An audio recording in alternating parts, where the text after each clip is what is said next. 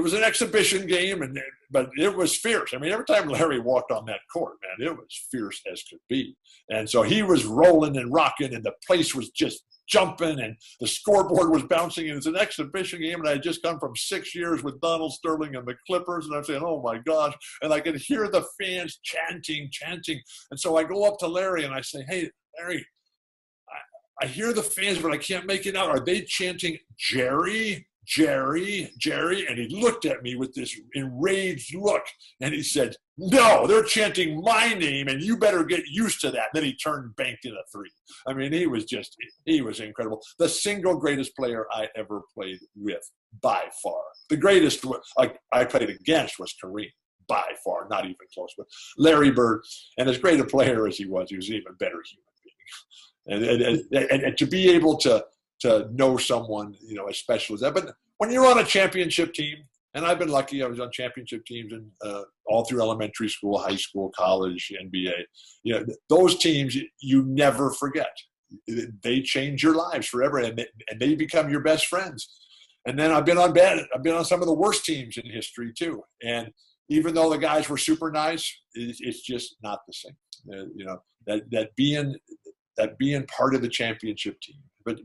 But I've tried to make as much peace as I possibly can and could with the teammates that I was not able to help them win the championship, because I take my responsibilities as a player, as a team member, very seriously.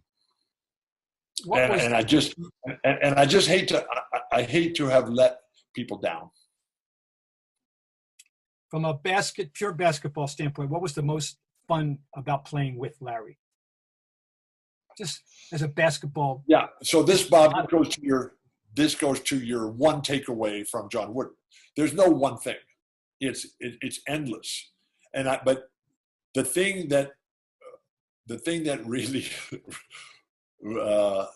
I think the thing that tingled my brain the most, or among the things that tingled my brain, was just how darn smart that guy was, and how he knew where everybody was and what they were doing at all times, on and off the court. And one of the things that I loved about playing basketball was being the lone defender against a fast break. And here, I used to watch Bill Russell do this all the time. Granted, there was very limited television in those days, but I never missed a Celtic game because of Bill Russell and Red and Sam and KC and all the guys. And please bring me back to KC in a moment. But Larry, one time in practice at Hellenic College, I was back on defense, and I had it. I mean, I was guarding the whole stat team. We used to call the first string was called the white team because they had the white jerseys. And the second string was called the green team because we wore the green jerseys. And so we used to call the green team would call the white team the stat team, because we felt that they were only interested in their own statistical accomplishments and selfishness. And so there was a lot of trash talking going on, and they were coming at me on a fast break, and it was Larry and Kevin and Danny and Chief and DJ. They're all coming at me, and my guys weren't even coming back, but I had them, and I was going to stop them, and I had them all, every angle covered.